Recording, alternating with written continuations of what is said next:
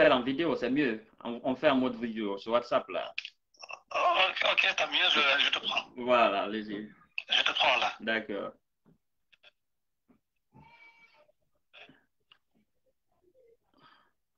Les amis, je vais l'appeler en vidéo directement, c'est mieux.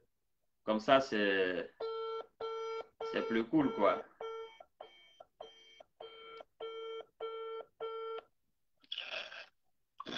Voilà. Alors, est-ce que tu peux essayer de mettre l'écran comme ça? Connexion.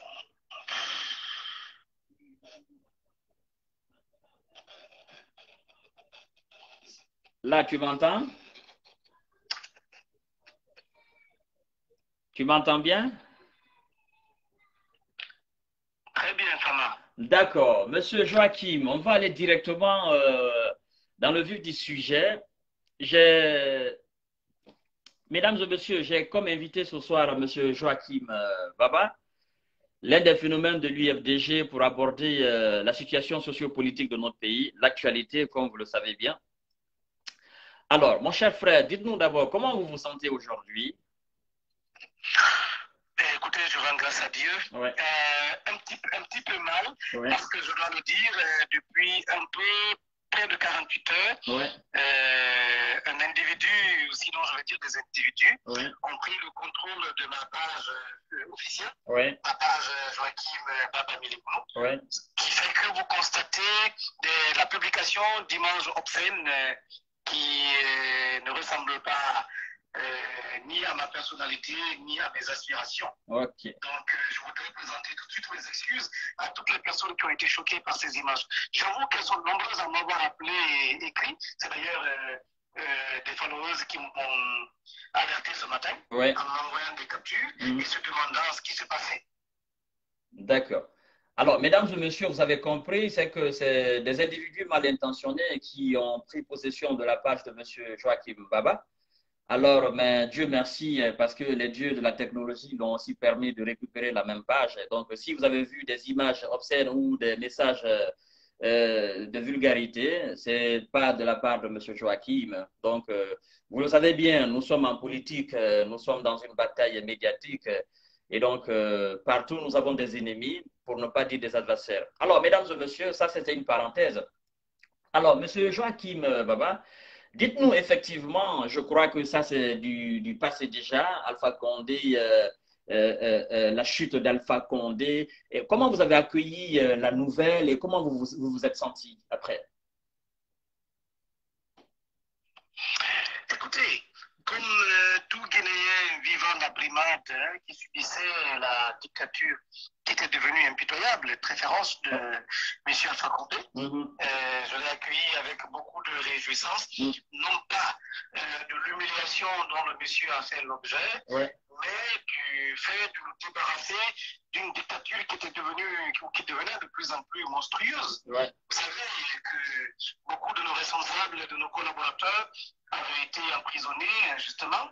Ils étaient des centaines. Et notre siège et notre quartier général nous avaient été confisqués. Le droit de voyager de beaucoup de responsables de l'UFDG, à commencer par le président, son épouse, le vice-président Fodiboussou Fofana, avait été confisqué. Et personnellement, je redoutais d'être recalé à l'aéroport parce que j'avais un projet de voyage auquel j'ai dû pour l'instant mettre une croix de peur simplement de se faire humilier, voyez-vous, ou de se voir confisquer les documents de voyage, comme ce fut le cas de monsieur le président Sénégal Diallo, qui, après 2 tentatives, la 3e fois, le passeport lui a été confisqué. Donc c'était, voyez-vous, une réjouissance. C'était presque comme un bonheur de nous voir débarrasser d'une dictature. D'accord. Alors, dites-nous, comment le parti UFDG en a de se sent aujourd'hui?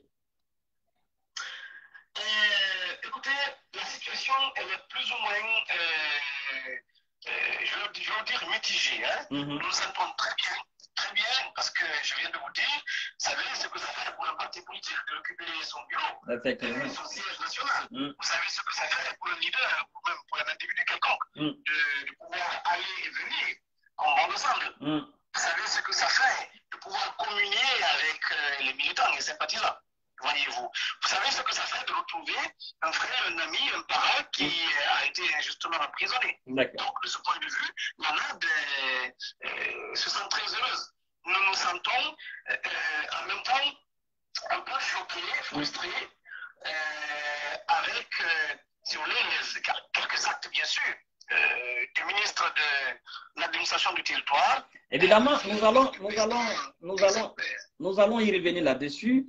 Alors, dites-nous effectivement, avant de toucher ce dossier du ministre de l'administration et du territoire, monsieur, en l'occurrence, M. Mouri Condé, depuis l'avènement du CNRD, du colonel Mamadi Doumbouya et de son unité, les forces spéciales qui ont délogé Alpha Condé, depuis ce jour jusqu'à aujourd'hui, quelles sont vos impressions par rapport aux décisions prises par le CNRD, les mouvements du CNRD, les va-et-vient au fait politiquement, quelles sont vos impressions? Très bien. Vous savez, à la prise de pouvoir le 5 septembre, la connexion. Ouais. Le CNRD avec sa tête ouais. Nous ont donné un espoir, et d'ailleurs à tout le peuple de Guinée, voyez-vous. Ouais. Il a très vite posé des actes qui expliquaient l'échec de M. Alpha Condé dans le cadre de la construction du plan solidaire. Ouais. Je vous explique. Le fait de se rendre au cimetière de Bambeto, se recueillir sur ces nombreuses victimes, était en soi un début de justice. Voyez-vous. Ouais. Le fait de reconnaître que du tort a été commis et que des crimes ont été commis et que ces gens-là méritent une justice, qui méritent une réhabilitation, une reconnaissance d'abord, c'était quelque chose de positif. Alors, le fait d'être allé sur les tombes du feu président Ahmed Sékou Touré, rencontrer son épouse, restituer les villas, les cases de Bellevue, même si ça a été diversement apprécié. Voyez-vous. Donc, beaucoup d'actes ont été posés de nature à rassurer les Guinéens. Mais surtout, le discours du 5 septembre, le discours du 2 octobre, voyez-vous, sont des discours, en tout cas, ça a été des professions de foi qui, pour nous, étaient forts. C'était des engagements forts. Mais nous constatons fort, malheureusement, aujourd'hui, qu'il est en train, un temps soit peu, de s'écarter des engagements qu'il a pris. Je donne un exemple. Lorsqu'il promet de ne pas recycler un cadre en citoyen, aujourd'hui, plus de 60% des personnes bénéficiant du décret malheureusement, de qui nous a plongé dans la dictature que nous avons enregistrée ici. Ce sont des gens qui sont illustrés dans le parrainage du 3e mandat, voyez-vous. Et donc, il y a pas mal d'actions aujourd'hui qui nous font douter de la sincérité de M. Doumbouya et de sa volonté, nonobstant les engagements que nous avons pris pour accompagner cette transition. Vous savez, la NAD, à travers plusieurs communications officielles, a pris l'engagement solennel d'accompagner cette transition, de se mettre au service du CNRD, de la République, à travers un accompagnement.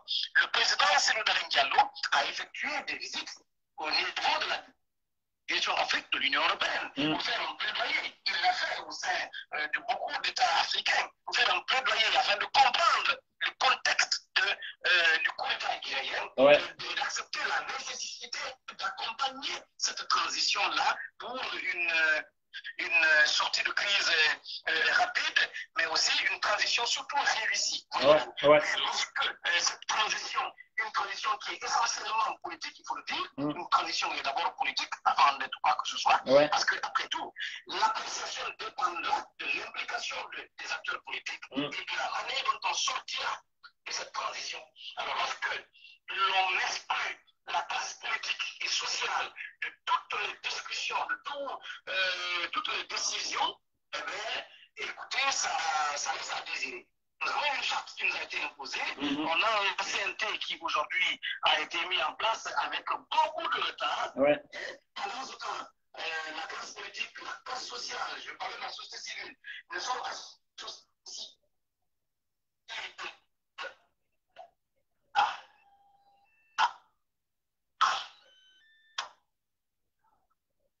La connexion. Ouais.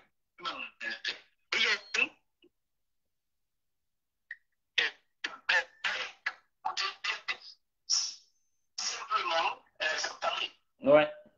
On n'avait pas copié. Allez-y. Je crois qu'on va terminer la réponse à ma question là. Donc, voilà, comme le disent beaucoup de nos compatriotes, ouais. la boussole, par exemple, la boussole que M. Doumbouya nous a promise, elle est aujourd'hui cassée. D'accord. La justice, vous voulez dire. Nous ne sommes plus dans un état de droit. Parce qu'il y a. Oui, on n'est plus dans un état de droit. On n'a pas l'impression d'être dans un état de droit lorsqu'une ministre de la République qui fait des remarques au ministre secrétaire général à la présidence par rapport à une conduite jugée pas orthodoxe et que celle-là se voit tout de suite débarquer du gouvernement, eh bien écoutez, ça laisse à désirer. D'accord.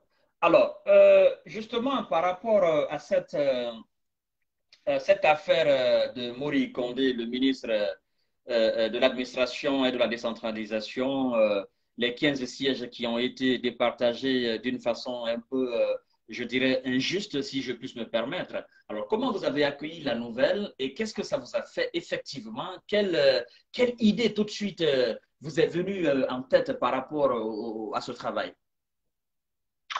Vous savez, monsieur Kanté, il faut que l'on soit sérieux ouais. avec nous-mêmes d'abord et ensuite avec les partenaires. Alors, il est arrivé que le ministre de l'administration du territoire écrive du courrier à cette coalition. Et je rappelle qu'à l'entame, lorsque les partis politiques ont été invités à une rencontre au palais, tous les partis se sont présentés. Là-bas, le secrétaire général, M. Diamouri, nous a fait comprendre qu'il y a une nécessité, une urgence aujourd'hui pour la classe politique de se constituer en coalition. Il faut parler d'une même voix. Il faut que nous soyons ensemble pour éviter que les décisions soient prises à notre place. Vous comprenez? Cet appel a été entendu. Et le ministre Moïse Kondé, en saisissant la classe politique, officiellement pour la première fois, non, c'est la troisième fois, je vais dire, a donc écrit des correspondances à cette coalition. Cette coalition était invitée à faire des désignations. Les coalitions se sont retrouvées. Vous avez entendu parler certainement de l'intercoalition qui a été mise en place. Alors, un médiateur a fait un travail formidable. Monsieur Ousmane Douré, ancien ministre de l'économie et des finances, président d'un parti politique. Alors, les coalitions se mettent en place, des décisions ont été menées, des critères ont été la connexion élaborés et sur la base des nombres ont été attribués aux différentes coalitions. Nous, en NAD, nous avons bénéficié de 4 sièges, comme le RPG. D'autres ont bénéficié de 3, de 2 et de 1, voyez-vous. Alors, ce qui se passe, c'est que nous avons pris les 4 sièges qui nous ont été attribués. Nous nous sommes retrouvés à l'interne, au sein de l'ANAD. Nous avons fait une répartition. On a donné 2 sièges aux alliés et l'UFDG même, on a accordé à l'UFDG même 2.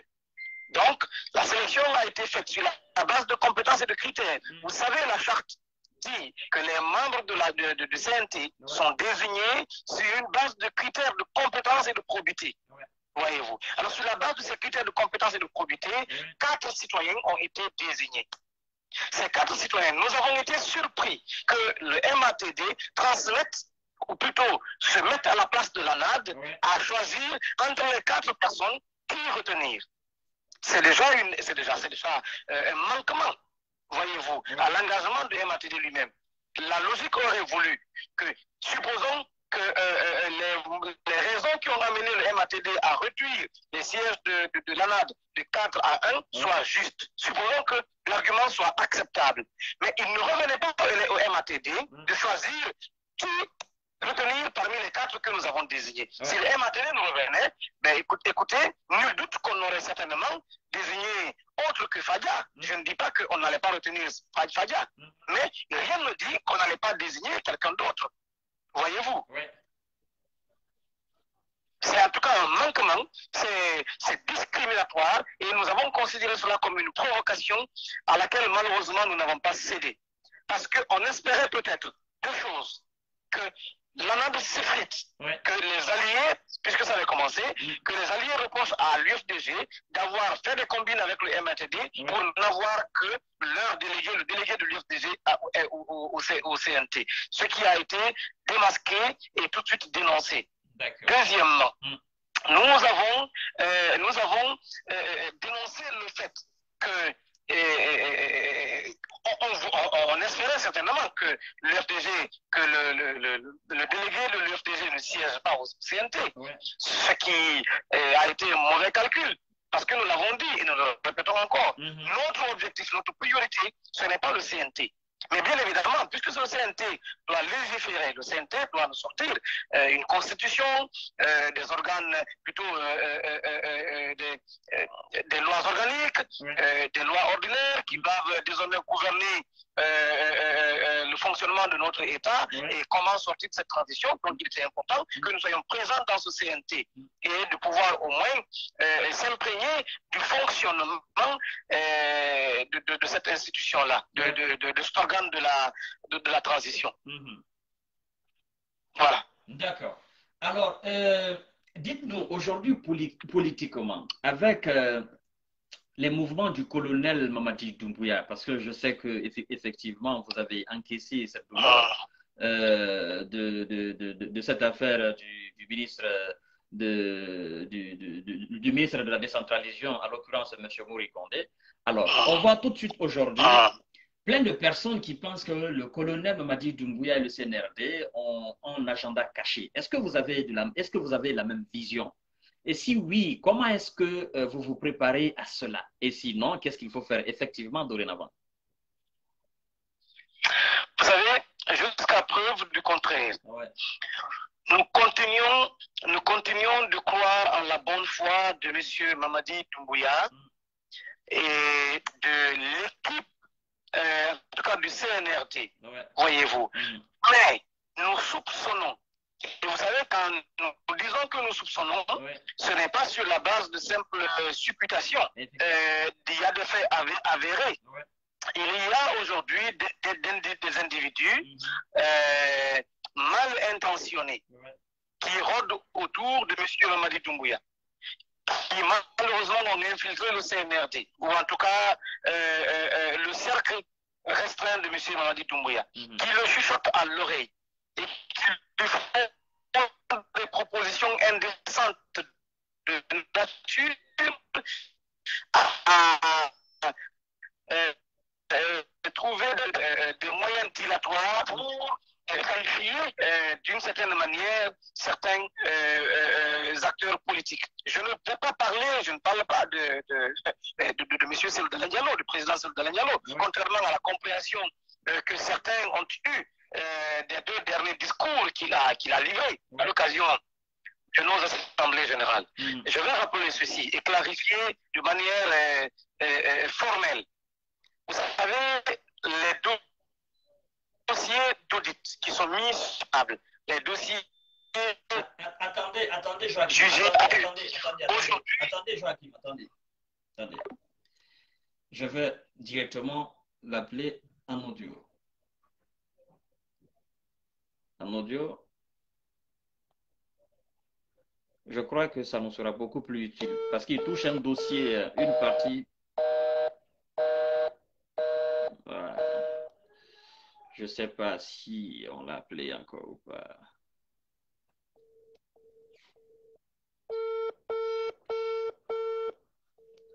Continuez à partager le live.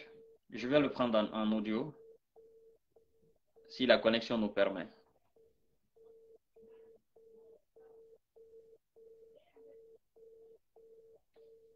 J'essaie de le prendre. Hein.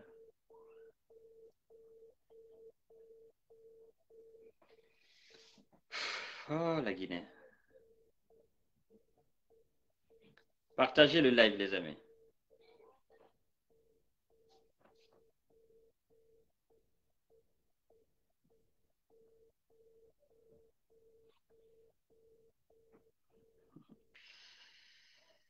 Continuez à partager le live. Alors,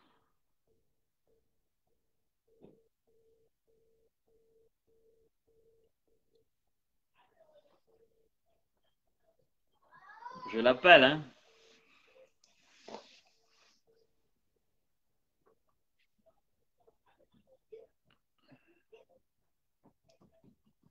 Allô?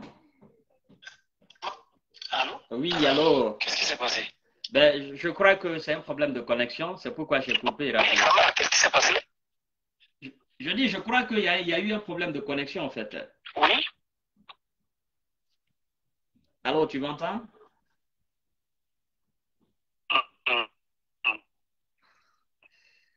Allô? Ah, d'accord. Allô? Wow. Allô, tu me reçois? Je crois qu'il y a un problème de connexion, en fait. Ah, d'accord. Euh, on y va. Vous pouvez continuer l'explication, allez-y. Hors vidéo cette fois? Oui, vas-y, c'est mieux. Parce que la vidéo, je crois, ça bloque. D'accord. Voilà, c'est mieux. Non, non, d'accord. Alors, voyez-vous, c'est donc important qu'aujourd'hui, M. Doumbouya comprenne que nous n'avons absolument rien contre la judiciarisation de ces dossiers dits de détournement de toutes sortes. Nous avons dénoncé la mauvaise gouvernance. Nous avons critiqué M. Alpha Condé de n'avoir jamais permis la mise en place de la haute cour de justice. Ouais. Nous avons reproché à M. Alpha Condé les détournements de montants faramineux dont les personnes incriminées ou en tout cas accusées n'ont jamais été livrées à la justice pour que lumière soit faite. Bon. Il est important et il est plus que jamais opportun que tous ces dossiers soient épluchés, notamment les dossiers dits de la casse, à savoir l'audit sur la compagnie Air Guinée, l'audit sur les rails, l'audit sur Guinoma, l'audit sur Frigia, tous ces dossiers, nous appelons de tous nos voeux à l'ouverture d'un procès de manière rapide, un procès juste et équitable pour que la vérité soit rétablie et les Guinéens seront agréablement surpris de constater que M. Séni Darel Diallo a été à tort cité dans ces dossiers. Et les Guinéens seront désagréablement surpris de constater que des gens ceux-là qui ont été, si vous voulez, les principaux turiféraires de M. Alpha Condé et qui ont empêché la judiciarisation de ces dossiers-là sont en fait les principaux responsables de ces différents crimes, crimes économiques. Vous comprenez? Oui. Et donc, il y a également le fait que, aujourd'hui, c'est bien beau, le débat il est un peu tempéré, mais au début, on sait comment ça fonctionne chez nous. Beaucoup ont essayé de surfer sur la question de limitation d'âge, voyez-vous. Et lorsque nous avons dénoncé, nous avons été considérés comme des alarmistes, des gens qui se victimisent. Or, nous sommes des politiques. S'il est permis à un journaliste, sur la base d'informations crédibles à sa disposition, il est également permis aux politiques, sur la base d'informations qu'ils disposent de, si vous voulez, d'alerter. D'alerter, de prévenir. C'est ce que nous avons fait. Okay. Il nous a été donné d'apprendre, de constater qu'il y a des gens autour de M. Doumbouya qui veulent l'induire en erreur. Or, lui-même, si nous l'avons bien compris, il a invité à ce que nous évitions les erreurs du passé. On est en train de l'amener à commettre une des erreurs du passé. Vouloir mettre en place des règles du jeu, des règles discriminatoires. Parce qu'aujourd'hui, vous ne trouverez pas dans la sous-région ou ailleurs une seule constitution qui limite l'âge de participation au scrutin présidentiel. l'âge minimal peut être décrit. Vous comprenez? C'est normal. Mais on ne peut pas fixer, le plafond. C'est d'ailleurs une analyse biaisée que les gens font. Je vous explique. Monsieur Fama, on dit chez nous en langue vernaculaire, je le dis, je fais une tradition littérale, vous comprendrez, la sagesse n'est pas synonyme d'âge. Effectivement. Il y a des jeunes, mais des enfants, voire même des adolescents, dont la sagesse, si vous voulez, est inégalable à certains adultes de 40-50 ans. Bien évidemment. Mais il y a également de ces personnes âgées de 60-70 ans dont le comportement indélicat, dont, si vous voulez, l'imprudence et le manque de sagesse est inégalable à un garçon de 15 ans. Les criminels aussi vieillissent, c'est comme disait quelqu'un. Donc, on comprend parfaitement l'âge. Voyez-vous. Donc, voilà l'alerte que nous avons faite. C'est un appel que nous avons lancé au colonel président Mamadi Doumbouya pour lui dire de faire attention. Parce qu'il y a aujourd'hui ce qu'on appelle la branche toxique du CNRD. Vous comprenez? Qui sont en train de vouloir l'induire en erreur. Si lui-même a appelé les Guinéens à se donner la main, à être vigilants pour éviter les erreurs du passé, eh bien, nous lui lançons ce même appel parce que lui est en train déjà de commettre certaines erreurs du passé. Alors, Joachim, moi je me dis que ce débat sur l'âge, moi je pense que c'est un faux débat parce que si effectivement on parle de cela, prenons d'abord l'âge de M. Sidya Touré qui est de 1945, M. Lansana Kouyaté qui est de 1950, M. Selou Dalein Diallo qui est de 1952. Donc je me dis que même si c'est une question d'âge, ce n'est pas seulement M. Selou que ça touche, ça va toucher presque la quasi-totalité de tous ces grands cadors de la classe politique guinéenne. Alors, nous n'allons pas tarder, nous n'allons pas tarder sur ce sujet. Avant que vous ne continuiez, voilà pourquoi nous avons dit justement que c'était une alerte que nous lancions. Ce n'était pas comme si nous nous sentons déjà visés, mais il est important que, même si notre leader candidat, c'est M. Soldalin Diallo, avec 45 ans aujourd'hui, comprenez? Parce qu'après tout, jusqu'à preuve du contraire, M. Soldalin Diallo n'est pas candidat à l'élection présidentielle. On est candidat que lorsqu'on est investi à travers un congrès, vous voyez, par les gens du parti à la candidature. Donc, pour l'instant, M. Soldalin Diallo est président du parti et non candidat à la prochaine élection présidentielle. C'est un faux débat. Mais je dis que même si notre candidat a 45 ans, nous continuerons de dénoncer les manœuvres dilatoires X et discriminatoires visant à écarter X ou Y citoyens d'une compétition à laquelle il aurait dû participer, prendre part de manière tout à fait, si vous voulez, légale. D'accord. Alors, dites-nous, M.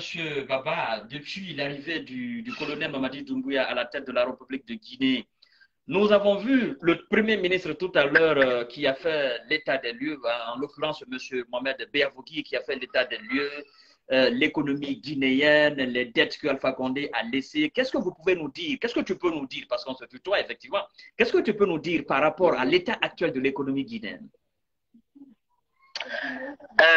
Écoutez, le tableau, il est catastrophique, il est alarmant, voire ahurissant. Oui. Je ne vais pas rentrer dans les chiffres macroéconomiques. Vous savez, le Premier ministre a récemment accordé une interview qui est disponible aujourd'hui sur tous les canaux digitaux. Il a parlé de milliers de milliards, de centaines de milliards de milliards. Oui. Alors, quand on entend ça, l'on se rend compte que nous avons passé 10 ans à ne rien faire. Ce fut du gâchis, ce fut un retard, ce fut une perte de temps. Il y a une enquête que j'ai lue ce matin dans les colonnes de Guinée News. Des enquêtes qui font état d'une dépense extraordinaire que M. Alpha Condé, enfin, des dépenses que M. Alpha Condé aurait engagées et qui constituent aujourd'hui une dette pour l'État guinéen. Quand on vous parle de 790 000 milliards de francs guinéens comme dette, M. Kanté, vous vous rendez compte que ce n'est pas étonnant que les Guinéens soient pauvres. Ce n'est pas étonnant que malgré les efforts de redressement de la monnaie aujourd'hui, que les Guinéens continuent de payer, de tirer le diable par la queue. Aujourd'hui, le pouvoir d'achat du Guinéen est considérablement à terre, extrêmement dégradé. Ils ne sont pas nombreux aujourd'hui, ces Guinéens, qui peuvent s'offrir 3 repas normaux par jour. Pas du tout. Quand je parle de 3 repas par jour, je ne parle pas de ceux qui mangent, excusez-moi, du sédiga le matin, et puis ils mangent du kininga la journée, et puis le soir de l'afidi. Je ne parle pas de ceux-là. Je parle de ceux qui mangent, qui sont capables de manger des repas équilibrés, variés. On n'en trouverait pas aujourd'hui beaucoup. Oui. Quand on vous dit qu'une ministre de la République a détourné près de 200 milliards de nos francs et que cela a été reconduit dans le gouvernement, sans être mis à la disposition d'une quelconque juridiction pour des fins d'enquête, on comprend simplement que ce n'est pas étonnant que nous soyons dans la misère.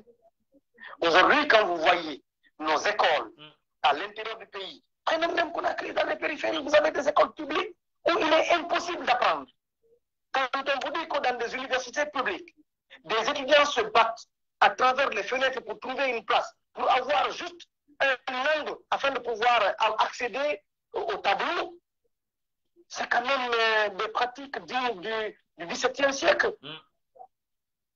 Des pratiques dignes du XVIIe siècle. C'est dommage. C'est dommage. Alors, oui, également, le régime système, M. Alpha Condé, n'a rien laissé à la Guinée comme héritage, sinon que désolation, sinon que gâchis, sinon que crime économique et financier grave. Encore une fois, ce n'est pas l'analyse d'un politique. Le Premier ministre Mohamed Beyavougui a dressé le tableau. Et je vous invite ici publiquement à retrouver, sinon je vous enverrai si vous voulez, un extrait de cette interview que vous allez afficher sur votre page, puisque vous êtes bien suivi, M. Kanté, afin que le monde sache que les dénonciations que nous, de l'opposition d'alors à M. Alpha Condé, faisions étaient des dénonciations justes. C'était des dénonciations vérifiées. Aujourd'hui, on nous parle de centaines de milliers de milliards. C'est dommage. C'est franchement dommage.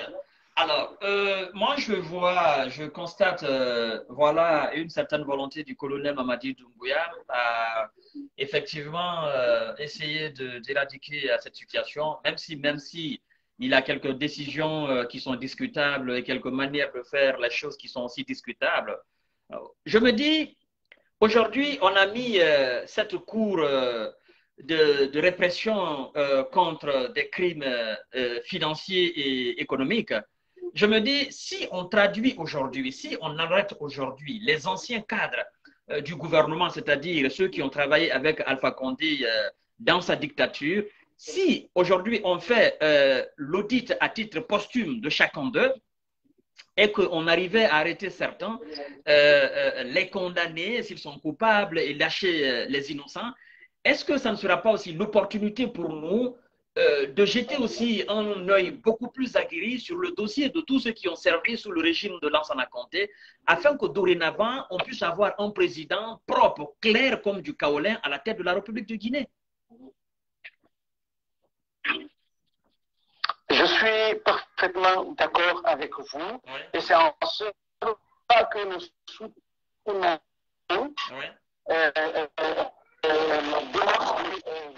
visant à en tout cas,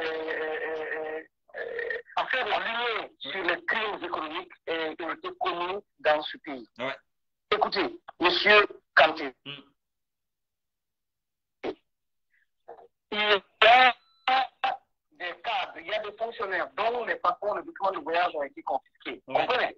Ce sont des mesures concernées qui sortent du pays et échapper aux mailles de la justice. Il faut commencer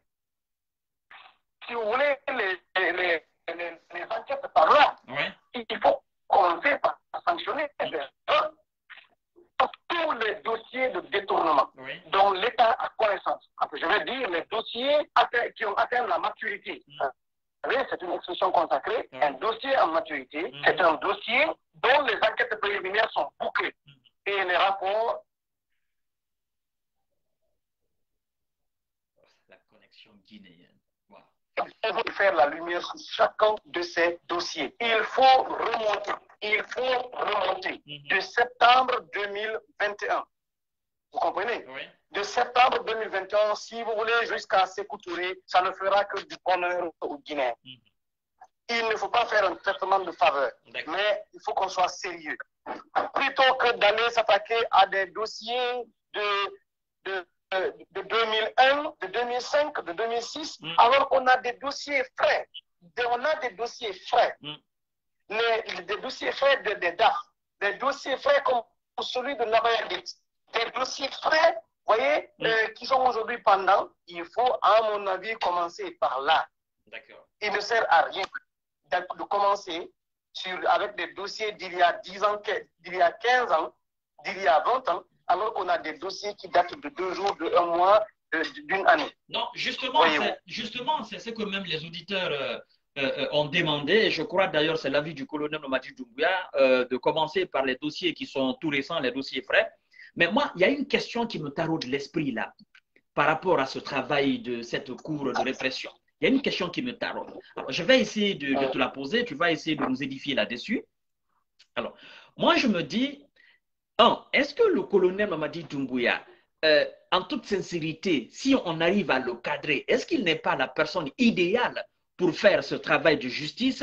Deux, si oui, il est la personne idéale, vous pensez que ce jugement prendra combien de temps? Est-ce qu'il pourra le faire avant la fin de la transition, ou est-ce qu'il faut le laisser le temps faire ce travail, nettoyer tous ces cadres afin d'organiser les élections? Parce que je me dis quand même, si on doit le laisser ce temps de travail de la justice, c'est parce qu'on se dit que c'est une personne neutre. Alors? Écoutez, oui, écoutez, M. Kanté, vous savez,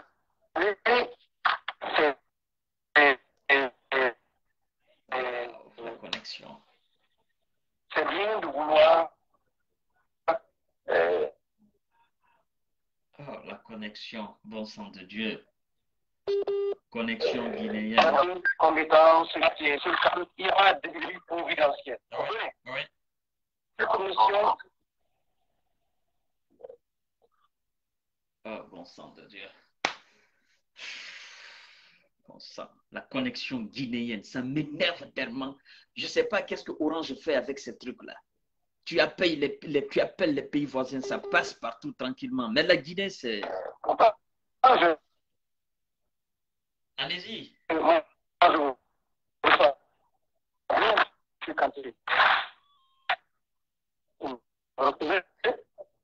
Allez-y. Bien. Écoutez, il faut que l'on soit clair. Ouais. Il faut que l'on se départisse de cette pensée. Oh là là, la connexion. Un état stable. Oui. Bien. Alors, pour que tout cela soit réalisé, Oui. il faut que nous sortions de cette transition avec des élections justes, crédibles et transparentes. C'est justement là. Quel que soit. Monsieur je vais vous expliquer. Monsieur non, Baba. non, je termine. Je termine, je vais vous expliquer. Oui, allez-y. Je vais vous expliquer, je viens à ça. Oui. Je viens à ça. Quel que soit le temps que M. Doumbouya mettra à la tête du pays, Oui. quel que soit les actes qu'il va poser maintenant, la Guinée de demain sera à l'image de ce que voudra le président qui sera élu. Et ce président, bien élu ou mal élu, s'il a la volonté que la Guinée aille de l'avant, elle ira de l'avant. S'il n'a pas la volonté que la Guinée aille de l'avant, elle n'ira jamais de l'avant. Je qu'on soit d'accord. Ce n'est pas à la transition de régler tous les problèmes du pays. La transition pose les bases. La transition pose les fondamentaux. Les fondamentaux, c'est de nous doter aujourd'hui d'une constitution qui va être approuvée par voie référendaire. Cette constitution qui va consacrer des intangibilités. Voyez? Alors ces intangibilités elles-mêmes doivent être verrouillées. Il faut que la constitution elle-même, elle soit verrouillée à l'image de la constitution à l'image des constitutions d'ailleurs, d'autres pays. Je vous donne l'exemple sur les États-Unis d'Amérique.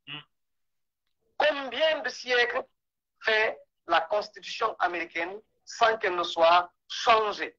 Il faut permettre les amendements. Les amendements peuvent être possibles parce que le droit, il est évolutif. Tel que la société elle évolue, le droit est censé évoluer et s'adapter aux réalités, au temps, voyez-vous. Ce qui explique que la Constitution américaine a connu plusieurs amendements. Alors, pourquoi en Guinée on ne peut pas nous doter d'une constitution avec toutes ces garanties et interdire son changement et sa modification complète, mais autoriser des amendements. Je dis bien des amendements. Vous comprenez? Vous comprenez? C'est une chose. Deuxièmement, veiller à ce que les institutions soient mises en place et surtout à ce que celui qui va présider aux destinées de ce pays soit quelqu'un de véritablement élu par le peuple. Vous savez pourquoi M. Alpha Condé ne se fichait pas mal des humeurs du Guinéen, de la souffrance du Guinéen, parce qu'il savait qu'il n'avait pas été élu. Il savait qu'il nous a été imposé par un réseau. Il savait qu'il a fait des manœuvres pour parvenir au pouvoir. Mais lorsqu'un citoyen, lorsqu'un individu est élu, il est conscient du mandat qui pèse sur ses épaules, il respecte ses engagements. Il respecte ce peuple. Voyez-vous. Mettons en place des mécanismes qui fassent que personne demain ne se permette de vouloir contrôler les élections. Faisons de sorte que demain, personne... J'ai parfaitement compris cette partie. Mais là où c'est que moi, je n'arrive pas encore à comprendre, c'est justement par rapport à ce travail de cette cour de répression contre des crimes financiers et économiques. Je me dis, si on nous laisse aller aux élections et qu'on continue ce travail, d'accord, la justice continue ce travail, et que demain ou après-demain, le président qui sera élu par le peuple, on fouille et qu'on trouve dans le dossier de ce président qui a été certainement premier ministre de la Guinée, soit sous le régime Alpha Condé ou sous Lansana Conté, on trouve quelque part qu'il a détourné de l'argent. Qu'est-ce qu'on va faire avec ce président? Mais, M. Kanté, vous vivez dans un pays de droit, en France, je me trompe. Mais combien d'anciens chefs d'État se sont retrouvés devant les barreaux après leur mandat? Là, vous parlez de la France. La France qui n'est pas la Guinée. Non, mais j'y viens. Non, écoutez, ça veut dire quoi? Il faut que nous nous inspirions des bons exemples à travers le monde. Ça ne servira à rien à l'Africain de continuer à prendre des exemples sur des gens qui ne font pas honneur ni à leur pays, ni à l'Afrique, ni à la démocratie. Donc, si je vous comprends bien, si je vous comprends bien, alors que ce président à la tête de l'État, mais dans le dossier antérieur, on trouve qu'il a détourné de l'argent, alors on laisse un voleur à la tête de l'État. Et après, on l'attrape, c'est ce que vous voulez dire? Non, ne me faites pas dire, Je n'ai pas terminé la réponse à votre question. D'accord. Aujourd'hui, ce qui est souhaitable, ce que nous demandons, il faut travailler à l'indépendance totale de la justice. Mais vous savez, les textes n'ont qu'à être ce qu'ils sont.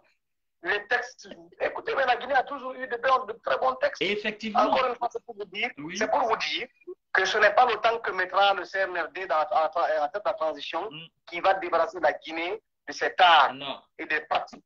Comprenez? Ce qui va nous débarrasser des pratiques démoniaques là, c'est l'indépendance de la justice. Combien de fois il est arrivé aux États-Unis que le président prenne des décisions impopulaires et qu'un juge s'oppose au nom de la loi? Combien de fois c'est arrivé? Il faut que nous nous inspirions de bons exemples. Vous comprenez? Ça ne servira à rien de calquer la Constitution, le code pénal et le code civil français, ou les codes mauritaniens, ou les codes sénégalais. Il faut s'inspirer des bons exemples, ça et là. Regardez la pratique. Regardez les problèmes guinéens.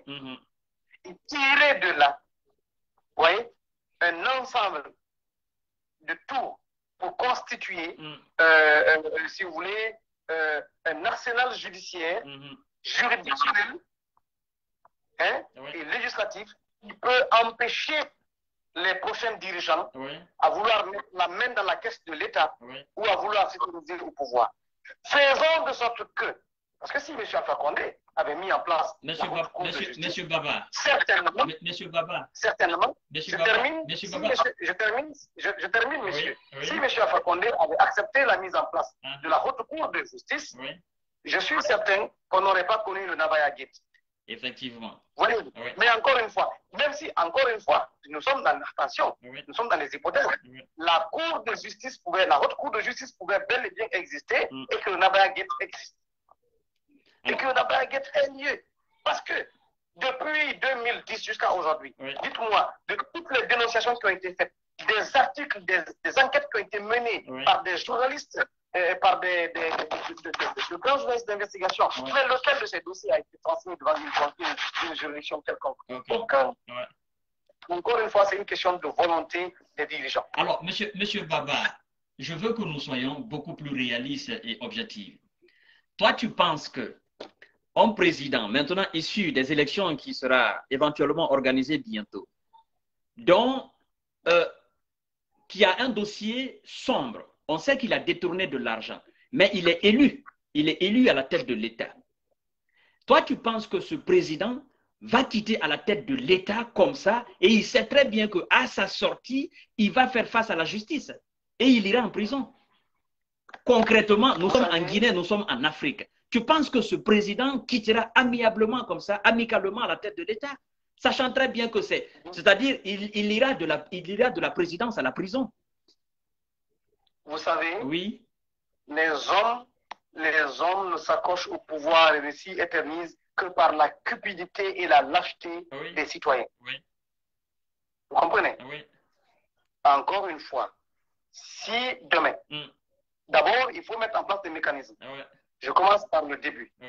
Il faut veiller, il faut faire de sorte que M. Fama Kanté, candidat aux élections présidentielles, qu'il ait un dossier irréprochable. Vous comprenez? Oui. Vous savez, les candidatures sont déposées à la Cour constitutionnelle. Les gens passent devant un collège médical.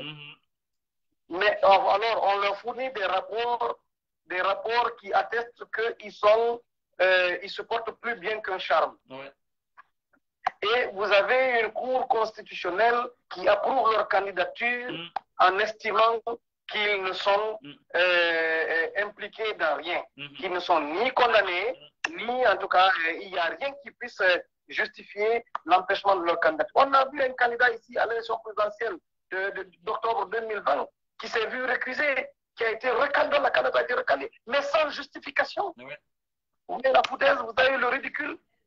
Est-ce que vous voyez? Oui. Alors, mettons en place des mécanismes pour faire de sorte que nous n'ayons pas un narcotrafiquant à la tête de l'État, qu'on n'ait pas quelqu'un qui tente des casseroles à la tête de l'État, qu'on n'ait pas quelqu'un qui a la main trempée dans la corruption dans les mains au pouvoir, en tout cas qu'on n'ait pas quelqu'un. Il n'y a pas d'individu irréprochable, puisque la perfection n'est pas humaine. Mais on va veiller que ce soit des gens propres qui arrivent au pouvoir. Maintenant, une fois au pouvoir, il faut faire de sorte que, quand on est au pouvoir et qu'on est tenté de s'éterniser, qu'il y ait des mécanismes pour vous dégager de là, contre votre gré. Maintenant, c'est là le véritable problème de la Guinée. Et ces mécanismes-là, c'est à nous, peuple, de prendre conscience et de refuser la lâcheté. Il faut qu'on lutte pour des principes et non pour des personnes. Le principe, c'est quoi? Quand on dit que nul ne peut exercer plus de 2 mandats consécutifs ou non, M. Fama Kanté, aussi ami que l'on soit, si j'ai fait 2 mandats et que j'ai envie de faire un 3e, il faut que tu aies le courage de me lâcher. Il faut que tu aies le courage de me dénoncer. Il faut que tu aies le courage de me combattre. Vous pensez qu'Alpha Condé ne connaissait pas cet article de la Constitution guinéenne? Pardon? Vous pensez que Alpha Condé ne connaissait pas cet article de la Constitution guinéenne qui disait qu'on ne peut pas faire plus de 2 mandats? Mais bien entendu qu'il le connaissait, et c'est pourquoi je dis la responsabilité, elle est au niveau du peuple. Maintenant, le peuple a toujours été responsable et le peuple a toujours pris conscience. Mais le problème, qu'est-ce qui s'est posé? Alpha Condé a réussi à instrumentaliser et à corrompre des militaires. Voyez-vous comment le peuple s'est battu. Mais par finir, qu'est-ce qui s'est passé? Il a fallu que les militaires interviennent. Est-ce qu'on va... Ces militaires, ce sont des citoyens guinéens. Ces gendarmes et policiers, ces douaniers, ces administrateurs civils qui ont été corrompus, ce sont des Guinéens. Ce ne sont pas des animaux, ce ne sont pas des bêtes, ce sont des êtres humains. En plus, quoi, des citoyens. Encore une fois, je parle des citoyens et non du militant.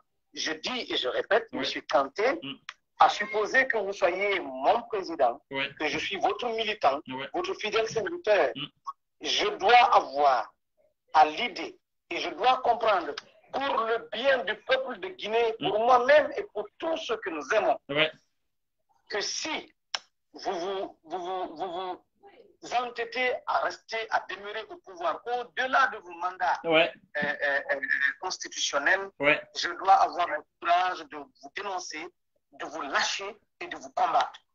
Et c'est là, M. Baba, le véritable problème. Comment voulez-vous que... Eh bien, le challenge, le véritable problème guinéen, c'est là qui se trouve. Voilà. Pas au niveau des textes. Effectivement, effectivement. Parce que comment voulez-vous que vous puissiez me dénoncer, sachant très bien que votre subsistance dépend de moi? Je vais vous donner un exemple. Oui. En 2015, j'ai bénéficié d'un décret me nommant à la haute autorité de la communication, où j'ai été porté rapporteur général. Il s'est passé des débats où l'ensemble des commissaires de la HAC avaient demandé unanimement un audit, parce que la présidente de la HAC avec le DAF, je me réjouis d'ailleurs que ce dernier soit aujourd'hui cité dans les dossiers qui courent, qui sont pendants devant les juridictions, devant la CRIEF. Il a été demandé à l'ordinateur principal, Mme Martine Condé, et au DAF de faire un compte de gestion aux commissaires qui doivent comprendre comment les fonds alloués au fonctionnement de l'institution sont gérés, étaient gérés. Il y a eu une opposition. Vous comprenez? Il y a eu un niet catégorique. La Cour constitutionnelle a été saisie. Elle a ordonné, elle a enjoint à la présidente de la HAC à accepter la demande des commissaires, qui était de droit d'ailleurs. D'accord. Vous comprenez? Ça n'a jamais été accepté. J'ai été jeté en pâture. Et pour ce combat que j'ai mené, tenez-vous bien, après près de 2 ans d'exercice des fonctions de commissaire à la haute autorité de la communication, et des individus se sont rendus compte que M. Joachim Baba Milimounou n'avait pas l'âge de bénéficier d'un décret pour être à la haute autorité de la communication. L'âge? Vous comprenez? Un dossier farfelu a été monté.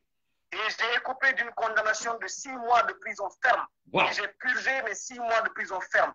À ma sortie de prison, la Cour constitutionnelle a rendu un arrêt ordonnant mon rétablissement dans mes fonctions et dans tous mes droits. Nonobstant cela, des Guinéens ont refusé l'exécution de cette décision, de cet arrêt de la Cour constitutionnelle. Pendant ce temps, je n'ai pas couru derrière tous les privilèges liés à cette fonction. Vous savez, je parle, ce que je dis est public, des personnalités publiques, des membres du gouvernement. Je cite l'ancien conseiller président, M. Mohamed Amin Fofana, qui était en charge de la relation entre les institutions de la République et le président. Je cite le président sortant, l'ancien président de l'Assemblée nationale, M. Kouri Koundiano. Je cite beaucoup d'autres. Il m'a été demandé de présenter mes excuses. Il suffisait simplement que je demande pardon. Mais j'ai accepté d'aller au procès. Si j'avais demandé pardon, on aurait enterré. Je me taisais, je mangeais, comme on dit, une bouche pleine ne parle pas. Je mangeais et je me taisais. Mais j'ai dénoncé et je me suis retrouvé dans l'opposition. Tous mes salaires ont été confisqués. 4 ans de salaire, M. Kant. D'accord. Je vous signale que mon mandat a pris fin le 10 mars 2020. Vous comprenez? On peut bel et bien combattre l'illégalité, c'est-à-dire quel que soit ce que cela peut nous rapporter. Le problème est que, M. Baba, des hommes comme vous, comme moi et comme d'autres sont peu en République de Guinée.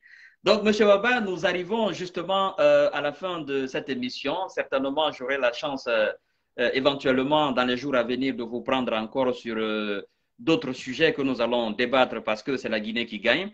Alors, qu'est-ce que vous avez comme dernier mot à dire à nos nombreuses auditeurs et auditrices qui nous écoutent actuellement? Ce que je tiens à préciser que ce que j'ai dit ici et ce que je vais dire tout à l'heure, ce n'est pas le responsable de l'UFDG, mais le citoyen. Ce n'est pas le militant, mais le citoyen Joachim Baba Milimouno. Vous comprenez? J'appelle nos compatriotes à une prise de conscience. Je peux comprendre que les militants de l'UFDG soient frustrés du fait qu'ils trouvent humiliant la manière dont leur champion a été débarqué. Je peux comprendre ça. Mais je les invite à regarder la République de Guinée, à regarder l'avenir de ce pays, à penser à l'avenir, à se ressaisir et à ne pas encourager ce qui peut amener à nouveau ce pays, si vous voulez, au déclin, à la dérive. J'invite tous les autres avec qui nous avons lutté contre le 3e mandat illégal de M. Alpha Condé. Si nous nous sommes réjouis de sa destitution, nous avons pris un engagement d'accompagner le CNRD en vue d'une réussite de la transition. Cependant, cet engagement à accompagner la transition et le CNRD ne nous enlève pas le droit d'être exigeant, d'être regardant. Et c'est pour cela que j'invite chacun ici et chacune à rester exigeant et intransigeant sur les principes fondamentaux, sur le respect scrupuleux de la transition, de la charte, qui est aujourd'hui la boussole, et à veiller à ce que les engagements pris par le président du CNRD soient absolument respectés. Au CNRD, aux membres du gouvernement de M. Mohamed Beyahoudi, il y a des actions qui aujourd'hui portent à croire qu'ils n'ont aucune volonté de nous faire une transition normale. Quand je dis transition normale, une transition à courte durée ou à juste durée. Nous avons aujourd'hui l'impression qu'ils veulent nous faire une transition mandat. Le peuple de Guinée qui s'est dressé contre le 3e mandat et cet autre peuple de Guinée qui avait soutenu le 3e mandat, certains de cet autre peuple, vous comprenez? L'autre peuple qui avait été utilisé, l'autre majorité silencieuse qui avait été utilisée comme alibi pour cautionner le 3e mandat, ne permettra pas une transition mandat. Il faut que cela soit su, et je le dis ici avec beaucoup de conviction, nous nous battrons dans ce pays contre toutes les pratiques rétrogrades, même si c'est mon cher président, Cellou Dalein Diallo, qui devient élu président, s'évertue si vous voulez, à violer les principes et les valeurs pour lesquels j'ai rejoint le PDG, pour lesquels je me bats aujourd'hui, je n'hésiterai pas un seul instant à me dresser contre les pratiques, non pas sa personne, mais contre les pratiques. Effectivement. Un pays n'est à l'image, un pays ne peut être qu'à l'image de la mentalité de ses citoyens. Effectivement. Le président Ouad le disait, tout pays mérite son président. Tout pays mérite ses responsables. Aujourd'hui, nous méritons Doumbouya parce qu'on a regardé le 3e mandat s'imposer à nous. Nous l'avons cautionné. Vous comprenez? Alors, demain, il faut que les Guinéens se lèvent debout, qu'ils se mettent debout, tous la main dans la main, comme un seul homme, pour combattre toute velléité de confiscation du pouvoir. Qu'il s'agisse de M. Doumbouya aujourd'hui, ou qu'il s'agisse de M. Cellou Dalein Diallo demain, ou d'un autre après. D'accord. Merci beaucoup, M. Baba. Et je pense que ça a été une émission plus que réussie, malgré quelques difficultés techniques. Et Inch'Allah, dans les jours à venir, nous allons essayer de reprendre notre cher frère Joachim Baba pour discuter des réalités guinéennes. Je tiens à souligner que c'est le civil, c'est le citoyen, c'est le Guinéen que j'ai invité. Ce n'est pas le phénomène de l'UFDG ou de l'ANAD. Voilà. C'est le civil, c'est-à-dire le Guinéen, avant d'appartenir à une entité politique, comme j'aime souvent le signaler, il est d'abord civil, guinéen, avant d'être militant, sympathisant ou fédéral ou communicant ou membre du bureau d'une entité politique. Donc, c'est le civil que moi j'ai invité. Donc, Ça n'a rien à voir avec l'UIFDG ou de l'ANAD. Et c'est ce civil qui a donné des raisonnements et des logiques et des explications claires pour ses compatriotes et ses concitoyens guinéens qui nous suivent actuellement et qui ont l'habitude de nous suivre. Merci beaucoup, mon très cher frère, et à la prochaine, Inch'Allah. Bien de choses à la famille et vive la Guinée. Merci, Kanté. Ouais. Merci et à très bientôt. Merci. Alors, mesdames et messieurs, j'étais avec M. Joachim. La connexion ne nous a pas permis et j'ai voulu le prendre directement sur la page pour que l'émission devienne beaucoup plus jolie et beaucoup plus sucrée. Mais hélas, c'est la Guinée.